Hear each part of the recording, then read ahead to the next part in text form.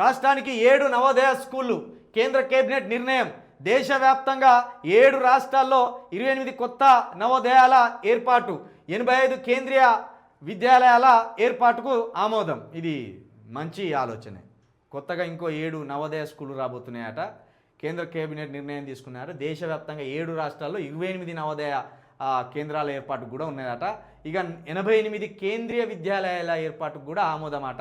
నిజంగానే international standards తోటి corporate స్కూళ్ళు ఎట్లయితే ఈ ప్రజల దగ్గర నుంచి వెళ్ళి విద్యా విషయంలో దోపిడీ చేస్తున్నారు డబ్బు, ఈ కేంద్ర విద్యాలయాలు కావచ్చు, ఈ నవోదయ స్కూళ్ళు కావచ్చు, ఈ గురుకుల పాఠశాలను కావచ్చు, స్టాండర్డ్స్ పెంచితే ప్రైవేటు కార్పొరేట్ శక్తుల ఆధిపత్యం తగ్గుతుంది, వాళ్ళ దోపిడీ తగ్గుతుంది.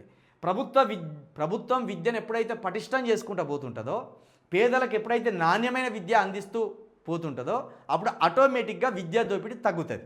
విద్యా దోపిడీ ఎప్పుడైతే తగ్గుతుందో అప్పుడు నాణ్యమైన విద్య దొరుకుతుంది.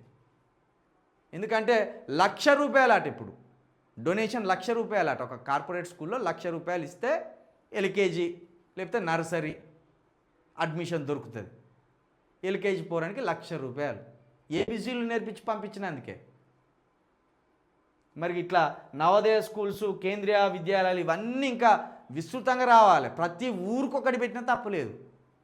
ఎందుకంటే పేదోళ్ళు మరింత పేదోళ్ళుగా ఉండడానికి కారణం రెండే. ఒకటి ఆరోగ్యం మీద ఖర్చు పెడతాను, 2 విద్య మీద ఖర్చు పెడతాను. కూలికి పోయేటోళ్ళు కూడా గవర్నమెంట్ స్కూల్కు పంపుతలేరు అంటే కారణం ఏంటంటే గవర్నమెంట్ స్కూళ్ళల్లో విద్య సరిగ్గా అందలేదు. మా పోరగాళ్ళు ఇంగ్లీష్లో మాట్లాడలేకపోతాను, హిందీలో మాట్లాడలేకపోతున్నారు, అక్కడ టీచర్లు నిద్రపోతున్నారు, వాళ్ళు పట్టించుకోరు అనే ఒక భయం. కాబట్టి ఇది ఇంకా రావాలి.